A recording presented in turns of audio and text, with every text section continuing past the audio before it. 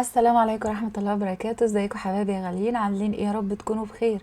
اللي هيشوف دلوقتي المحشي ده هيقول ده محشي ورق عنب. لا يا جماعة، ده محشي لفت. ايوه، احنا اللي حشينا اللفت واحنا اللي حشينا الخس. هنقول بسم الله الرحمن الرحيم. ازيكم حبايبي يا غاليين؟ عاملين ايه؟ يا رب تكونوا بخير. تعالوا بقى شوفوا طريقتي في الصلصة بتاعة المحشي.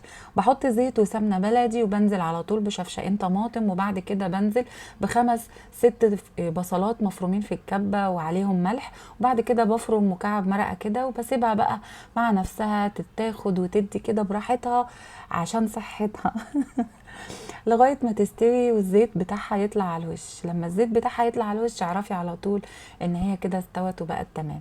تعالوا بقى شوفوا طريقتي في سلق الفراخ. انا بحط هنا ميه على النار بسيبها تغلي، ودي التتبيله بتاعتي الاساسيه للفراخ: بصل وطماطم ورق لوري وحبهان، بهارات فراخ، ملح وفلفل. وبكون غاسله الفراخ بتاعتي دي بليمون كويس وملح وميه. انا مش بغسل الفراخ بخل ابدا، اوعي ابدا تحطي خل على الفراخ لان الخل بيزفرها، لكن الليمون بيخلي ريحتها حلوه وطعمها احلى واحلى. بس كده. بصوا، ده ورق اللفت وده ورق العنب، ودي بقى خلطة المحشي. شفتوا ورق اللفت؟ بنعامله نفس معاملة الخس. بنقطعه كده وبعد كده بنحطه في ميه مغليه وبس كده. هنا حطيت الرز بتاعي عليه البهارات، ما بحطش البهارات في الصلصه علشان ما تحرق لناش صدرنا، وبعد كده بقلب الصلصه وبعد كده بحط الخضره. احنا بنحب الخضره بتاعه المحشي كتير. وبعد كده بنحطنا البهارات بتاعتنا عباره عن ملح وفلفل والسبع بهارات. ده ورق اللفت يا بنات، زي ما انتوا شايفين. ده بيكون شكله بنشيل العنقود اللي في النص وبنحشيه بالطريقه العاديه، بس مش بنقفله ولا من الناحيه دي ولا من الناحيه دي.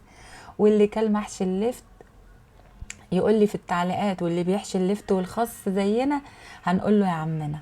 بصوا، احنا الناس بتوع المنصورة يا جماعة بنحشي كل حاجة، مفيش حاجة ما عندنا مش بتتحشي. ده الورق العنب. طبعا الورق العنب بنسلقه. انا جايباه من السوق كده زي ما انتوا شايفين. انا كملت الحلة ورق عنب. بصوا، الاخضر قوي ده اللفت، والاصفر شويه ده الورق العنب.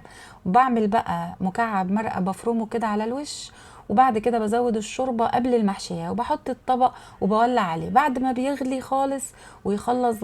وبحس ان هو قرب ينشف من ميته بوطي عليه شمعه. ده الورق العنب. بحط تحت في الحله من تحت فلفل حامي وشويه خضره، وبقطع للورق العنب من فوق فلفل حامي، وبغطيه كده بالورقه وبحط له الميه. يعني الميه تكون كفايه يعني. الورق العنب بياخد ميه كتير شويه. وهنا الكوسه والبتنجان ولعت عليهم، ودي شوربه. والملوخيه دي بقى عشان عايزه اقول لكم بعد ما خرطتها عشان ما تسمرش منك بنزودها معلقتين شوربه كده وبنسيبها. ممكن تفرزيها بالطريقه دي، تحطي عليها ورفتين شوربه وتبرد وبعد كده تشيليها في الفريزر. هنا بقى الطشه بتاعت الملوخيه عباره عن معلقتين سمنه بلدي، معلقه توم، كزبره ناشفه، وكمان ربع مكعب مرقه. وبتقلبيهم كويس جدا مع بعض، وبعد كده بتطشي الطشه بتاعه الملوخيه. مفيش احلى ولا اجمل من كده. وزي ما انتم شايفين ده الورق العنب.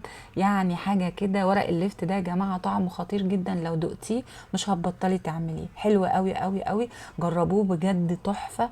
جربوا المحشي بالطريقه دي وبالصلصه دي، والملوخيه بالطريقه دي جميله جدا جدا. وادي الفراخ حمرناها بالطريقه العاديه، حطينا لها سمنه ودخلناها الفرن. يا رب الفيديو يكون عجبكم. لو عجبك